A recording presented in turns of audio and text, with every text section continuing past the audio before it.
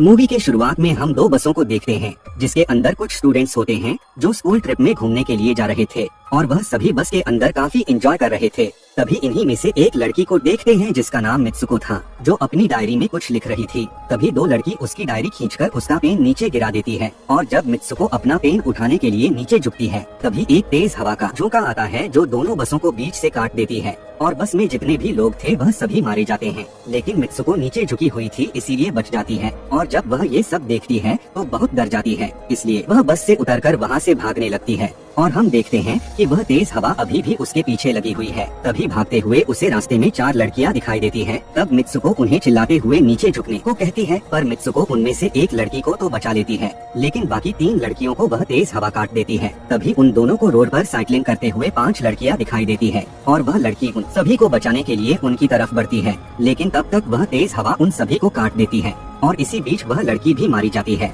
जिससे मित्सुको और भी ज्यादा डर जाती है और वहाँ से भागने लगती है। फिर भागते हुए वह एक नदी के किनारे पहुँच जाती है जहाँ पर बहुत सारी लड़कियों की लाशें पड़ी हुई थी और इन सभी को भी उसी तेज हवा ने मारा था और वहाँ पर मित्सुको अपने चेहरे से खून साफ करती है। फिर वहाँ पड़े हुए एक लाश से अपने कपड़े बदल लेती है। फिर वह उस जंगल से निकल जाती है और एक स्कूल में आ जाती है। तभी स्कूल में मित्सुको को अपनी दोस्त मिलती है और वह आपस में बात कर ही रहे थे कि तभी एक तेज हवा आती है जिससे मित्सुको डर जाती है और भागते हुए स्कूल के अंदर आ जाती है। तभी मित्सुको की दोस्त को कुछ समझ में नहीं आ रहा था, इसीलिए वह मित्सुको से पूछती है कि तुम्हें क्या हुआ है, जिस पर मित्सुको बताती है कि एक तेज हवा का झोंका सब लोगों की जान ले रहा है। अब ये सुनकर उसकी दोस्त उसे खिड़की के पास ले जाती है और उसका हाथ खिड़की से बाहर निकालकर कहती है कि ये बस एक नॉर्मल हवा का झोंका है और कुछ नहीं, जिससे मित्सुको थोड़ी रिलैक्स फील करती है और सोचती है कि वह शायद उसका वहम था। उसके बाद मित्सुको की दोस्त उसे और दो दोस्तों से मिलाती है और वह सभी मिलकर क्लास बंद करने का प्लान बनाती है। फिर मित्सुको और उसके दोस्त क्लासरूम से बाहर आते हैं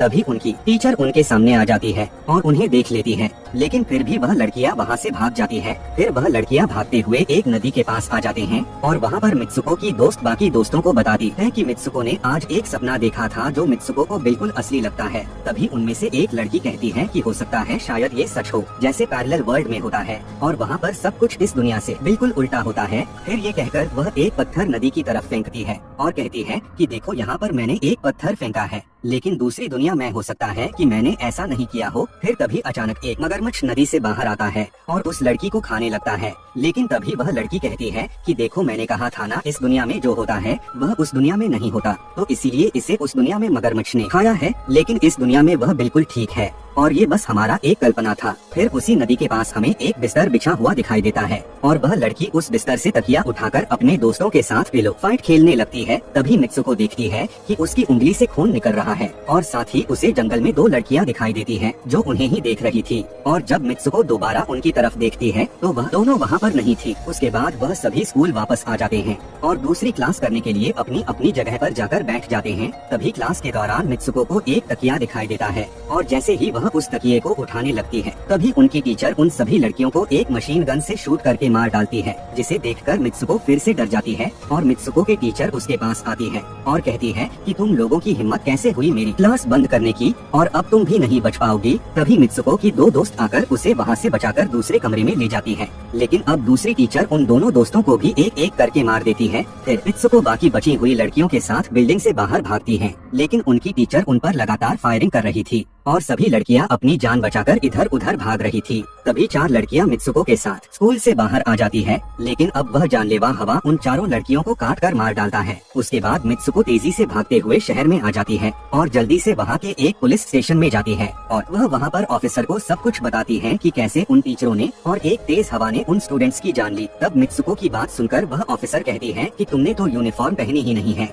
और जब मित्सुको अपना चेहरा आईने में देखती है तो उसका चेहरा बिल्कुल ही बदल चुका था और वह एक दूसरी लड़की बन चुकी थी। तभी पुलिस ऑफिसर उसे कहती है कि आज तो तुम्हारी शादी है, तुम्हें चर्च में होना चाहिए, तो इसीलिए पुलिस ऑफिसर उसे अपनी गाड़ी में बिठाकर उसकी शादी में ले जाने लगती है और आसपास के लोग उसे बधाई दे रहे थे और जैसे ही मित्सुको चर्च पहुंचती है तो उसे वहाँ पर अपनी दोस्त दिखाई देती है। तब मित्सुको उससे पूछती है कि ये सब क्या हो रहा है। जिस पर उसकी दोस्त कहती है कि अभी चुप रहो, हमें कोई कंट्रोल कर रहा है और जैसा मैं कहती हूँ वैसा करो। जिसके बाद मित्सुको की दोस्त उसे शादी के लिए तैयार करती है। फिर तैयार होने के बाद वहाँ पर कुछ लड़कियाँ आती है और हंसते हुए मित्सुको का मजाक उड़ाने लगती है, जिसे देखकर मित्सुको की दोस्त उन लड़कियों को एक एक करके मारने लगती है और एक प्रोफेशनल किलर की तरह उन सभी को मार देती है। जिसके बाद वह मित्सुको को एक टूटी हुई बोतल देकर शादी में जाने के लिए कहती है। फिर मित्सुको शादी के लिए आगे बढ़ती है, लेकिन वहाँ पर उसके दूल्हे की जगह पर एक बॉक्स पड़ा होता है और जब वह बॉक्स खुलता है तो उसके अंदर से एक खौफनाक स्वर बाहर आता है, जिसे देखकर मित्सुको बहुत डर जाती है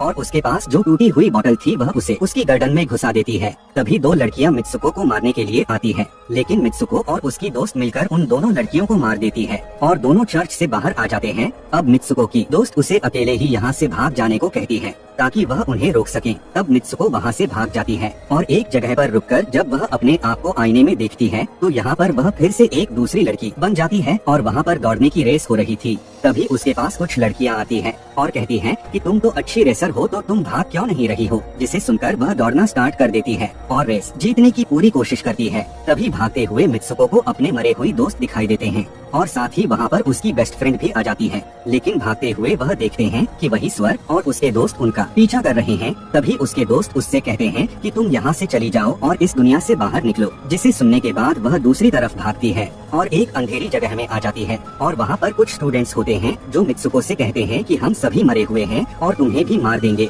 लेकिन तभी मित्सुको की दोस्त वहाँ आ जाती है और उसे बचाते हुए दूसरी जगह ले जाती है और उससे कहती है कि तुम्हें अपनी असली नाम याद करनी होगी, जिसे सुनकर वह बार बार अपना नाम सोचती है और वह फिर से मित्सुको बन जाती है। तभी उसकी दोस्त उसे अपने हाथ पर लगी रस्सियों को दिखाती है और कहती है कि तुम्हें इन रस्सियों को खींचना होगा ताकि मैं इस गेम से बाहर निकल सकूं, जिसे सुनकर मित्सुको उन रस्सियों को खींचती है और उसकी दोस्त दो हिस्सों में कट जाती है और तभी उसे बाहर जाने का एक रास्ता दिखाई देता है। फिर उस रास्ते से बाहर जाने पर वह देखती है कि अब वह आदमियों की दुनिया में आ चुकी है और वहाँ पर उसके पोस्टर्स लगे हुए थे। तभी एक आदमी मित्सुको के पास आता है और कहता है कि तुम फ्यूचर में हो, जिसे सुनते ही वह बेहोश हो जाती है। फिर जैसे ही वह होश में आती है तो देखती है कि एक बूढ़ा आदमी गेम खेल रहा है और उसके गेम में वह उन्हीं कैरेक्टर्स को देखती है जो वह पहले बन चुकी थी। तब वह बुरा आदमी कहता है कि ये गेम मैंने बनाई है और मैं ही तुम लोगों को कंट्रोल कर रहा हूँ। और मित्सुको को जब पता चलता है कि ये गेम है तो वह सोचती है कि शायद मैं अभी भी अपनी दुनिया में जा सकती हूँ। तभी एक आदमी आता है और मित्सुको को अपने पास बुलाता है।